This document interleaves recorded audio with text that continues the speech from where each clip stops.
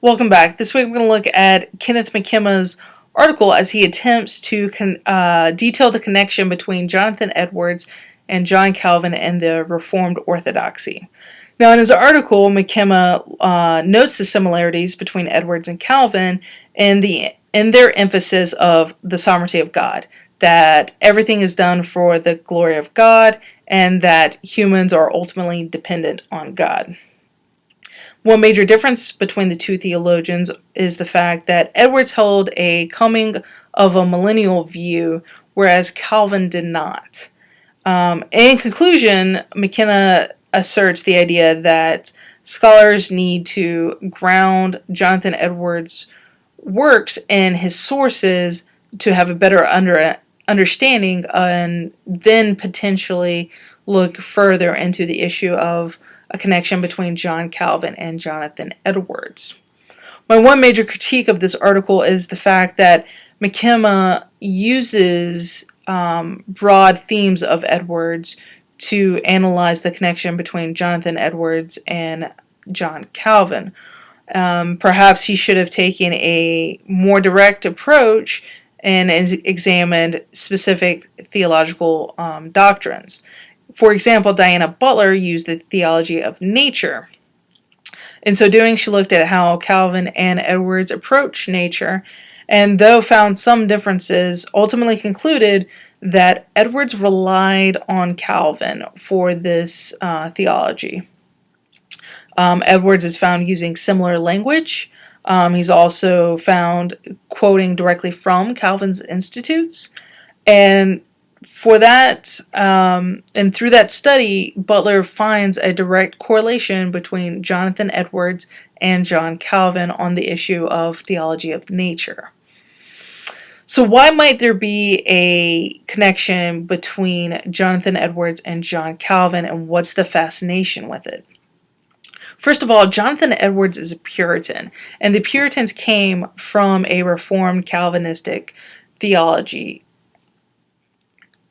George Marsden put it this way, that Edwards remained loyal to the Puritan tradition and theology of the 1600s, and also remained loyal to the Reformed Reformed Calvinistic counterpart theology to the Puritans. Wilson Kimmich goes as far as saying that Edwards accepted Calvinistic tradition primarily as a theological matrix, as a foundation. So the Puritan and the counterpart of Reformed Calvinistic theology is the foundation for Jonathan Edwards' theology. What's Jonathan Edwards' thoughts on this matter? In the foreword to a inquiry of freedom of the will, a work that Edwards examines the nature and freedom of the human will, in the foreword he has to make the distinction between an Arminian and a Calvinist. In so doing, he makes this statement: "Yet I should not take it at all amiss to be called a Calvinist for distinction's sake.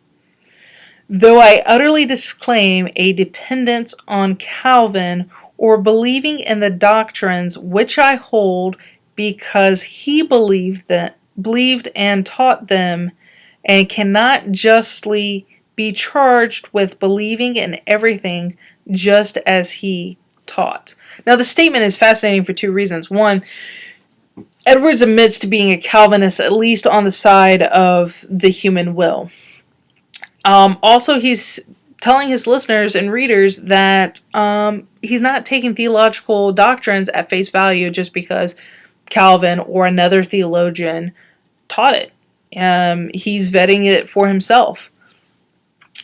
So that's, by his own admission, he's a Calvinist, but in certain ways. So what's the fascination between a potential connection between John Calvin and Jonathan Edwards? First, a lot of people look to Jonathan Edwards and his Calvinism and that basis for his theology in examining the history of American Calvinism, or at least Calvinism in America. If that's done, that's probably needs a little bit more looking into.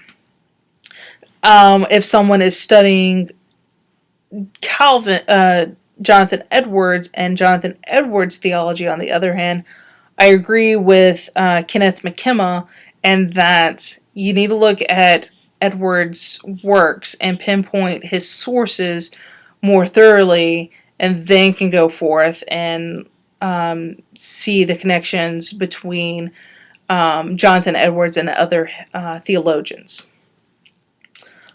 And so that is concluding the research of a potential connection between Jonathan Edwards and John Calvin. Thank you.